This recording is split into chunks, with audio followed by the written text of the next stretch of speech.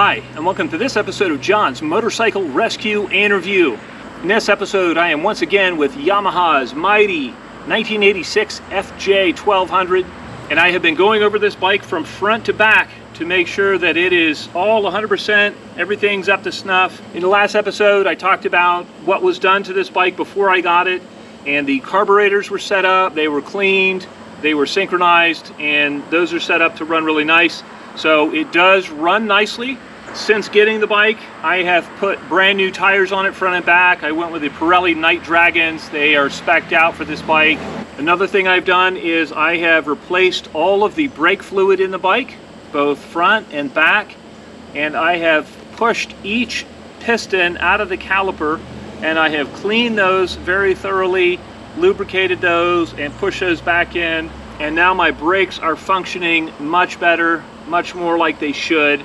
Another thing I did was I replaced the rear brake pads on this bike. They were just shot, they were worn out, so those are new. The fluid in the rear is new. The clutch fluid has also been replaced on this bike. I have just completed an oil and filter change on the bike as well, and in a minute here we'll go out on a test drive and I'll let you hear what the bike sounds like.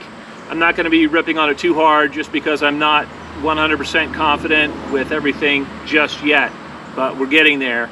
One thing that doesn't seem to be functioning quite as it should, as I check the charging system on this bike, it seems like if I hold a steady RPM at around 3,500 RPM, that my voltage climbs to 15.28 volts, so almost 15.3 volts. The manual says anything over 15 volts, that you should replace the regulator rectifier in that. I'll talk to Rick's Electrics tomorrow. I'll get their take on it. I know they rebuild several of the electrical components for these bikes, but I will talk to the experts and get their take on it before I take action there. Otherwise, the only thing I notice as I'm driving the bike that kind of is distracting is these mirrors vibrate. The glass actually vibrates in the housing on these, and it's a little bit loud. It's an annoyance. It's not a safety feature. It's not really anything that's going to affect the performance of the bike. But I'm a little bit of a perfectionist, so I haven't figured out exactly how to keep those from vibrating, but I'll keep plugging away at that. I am currently on a shakedown run on Yamaha's mighty 1986 FJ1200. I just changed out all the fluids on the bike, and it is running very smoothly, very nicely. The seating position has a little bit of a lean to it, but this is all day comfortable. Anybody who's ridden a sport tourer knows it's just a little bit of a reach to the bars, but that lean is really nice at highway speeds.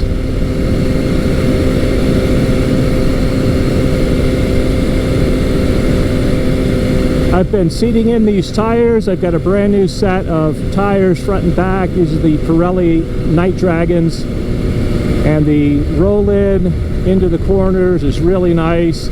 This is a bit of a long and low motorcycle, so again, I'm just getting used to everything here.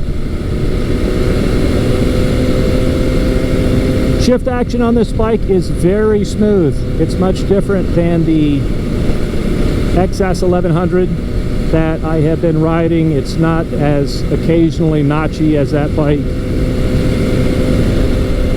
And when you want to, this thing just has all sorts of pickup. Instant pickup. It is a 5-speed, but it is geared taller than the XS1100. A little bit more highway gearing on it, but it still has awesome mid-range and awesome top-end power. The suspension on this bike was set at full soft, so I have gone in and put the damping and the spring preload in the front. In the middle settings, it's got a 3-setting option there, and that seems to be a very nice compromise between ride and handling. We'll just roll it on.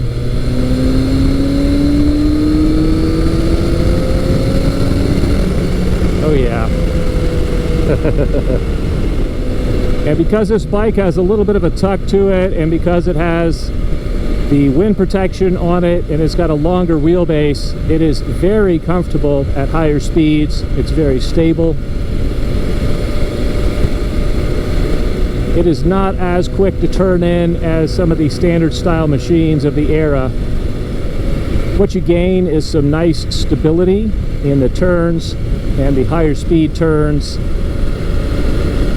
and stability on the highway as well. We'll get this bike back to the shop and continue to look over it and continue to make sure that all the systems are functioning 100% as they should. All right, what a lot of fun. Man, I'm really looking forward to getting this bike completely dialed in and so where I'm confident with it. And as I restore these bikes and as I bring them back to life and as I work on them and bring everything kind of back up to spec mechanically, I really start off slowly and very methodically as I test drive them. I don't want to get in over my head. I don't want to wreck the bike. I certainly don't want to ruin a nice piece of history like this and one that's in decent condition. But as I become more familiar with the bike, as I get more comfortable with it, I'll be doing some comparison videos and a review video of this as well. I hope you found this video entertaining and informative, and until next time, enjoy the ride.